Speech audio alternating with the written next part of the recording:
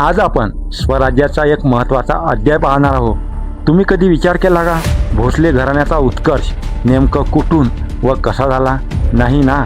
चला तर मग ही प्रेरणादायी स्टोरी आपण ऐकूया. जय शिवराय भावांनो, मी प्रदीप जाधव आणि तुम्ही पाहत आहात हिंदवी स्वराज, जिथे आपण चर्चा करतो आपल्या सत्य सनातन धर्माची आणि आपल्या हिंदुत्व इतिहासाची आणि छत्रपती शिवाजी महाराजांच्या पराक्रमाची. 17व्या शतकाच्या आधी दख्खनमध्ये अनेक सुलतानशाही राज्य करत होत्या. मुघल, आदिलशाही, निजामशाही यांच्यात सतत युद्ध सुरू होती. पण या गोंधळामध्ये एक मराठा घराणं हळूहळू उभं राहत होतं, ते म्हणजे भोसले घराणं. भोसले घराण्याची सुरुवात झाली मालोजी राजे भोसले यांच्यापासून. ते सुरुवातीला सामान्य सरदार होते, पण त्यांच्यात प्रचंड शौर्य, बुद्धिमत्ता आणि स्वाभिमान होता. एकदा युद्धात त्यांनी मोठा पराक्रम गाजवला होता. त्यामुळे निजामशहाने त्यांना पुणे, सुपे आणि इंदापूरची जहागिरी दिली होती. हीच जहागिरी पुढे स्वराज्याचा पाया बनली.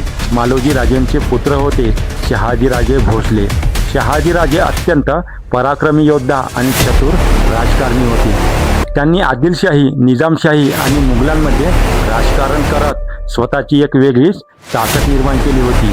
शहाजीराजे अनेक किल्ले आणि प्रदेश आपल्या ताब्यामध्ये घेतले होते. दख्खनमध्ये त्यांचा मोठा दरारा निर्माण झाला होता, पण त्यांच्या मनात एक सल कायम राहिली होती. एक विचार त्यांच्या मनात नेहमी येत होता, ते म्हणजे मराठ्यांचं स्वतःचं स्वतंत्र राज्य असायला हवं. भगवा झेंडा त्यावरती फडकत असायला हवा, असं त्यांना नेहमी वाटायचं.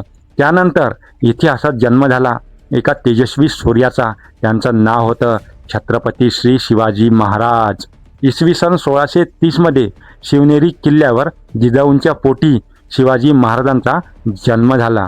जिजाऊंनी लहानपणापासूनच महाराजांना रामायण, महाभारत आणि स्वराज्याचे संस्कार दिले होते. भगवा घेऊन कसं लढायचं आणि आपल्या हिंदूंचं राज्य कसं निर्माण करायचं हे माँसाहेब जिजाऊंनी त्यांना लहानपणीच शिकवलं होतं आणि त्याच विचारावर महाराज पुढे चालायला लागले. शिवाजी महाराज मोठे होत गेले तसं त्यांनी मावळ्यांना एकत्र केलं. तोरणा किल्ला जिंकून स्वराज्याची पहिली मुहूर्तमेढ त्यांनी रोवली. रायरेश्वरावर जाऊन आपल्या रक्ताचा अभिषेक करून त्यांनी स्वराज्याची शपथ घेतली. हळूहळू किल्ले जिंकले गेले. आदिलशाही हादरली, मुघल घाबरले आणि मराठ्यांमध्ये नवं चैतन्य निर्माण झालं होतं. अफजल खानाचा वध, पावनखिंडीचा बलिदान, सुरत मोहीम, आग्र्याहून सुटका या घटनांनी शिवाजी महाराजांचं नाव संपूर्ण भारतातच गाजलं नाही, तर पूर्ण विश्वामध्ये गाजलं होतं.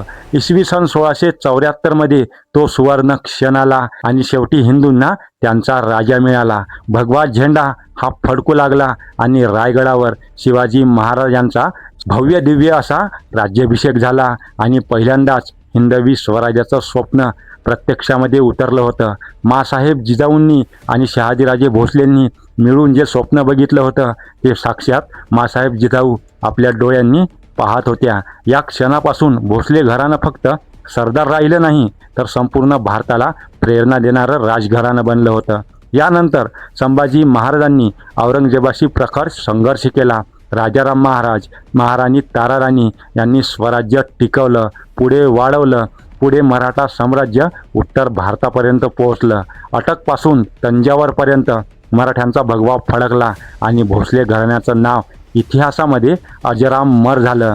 ही फक्त एका घराण्याची गोष्ट नाही, ही होती स्वाभिमानाची, पराक्रमाची आणि स्वराज्यासाठी लढणाऱ्या मराठ्यांच्या जिद्दीची कथा.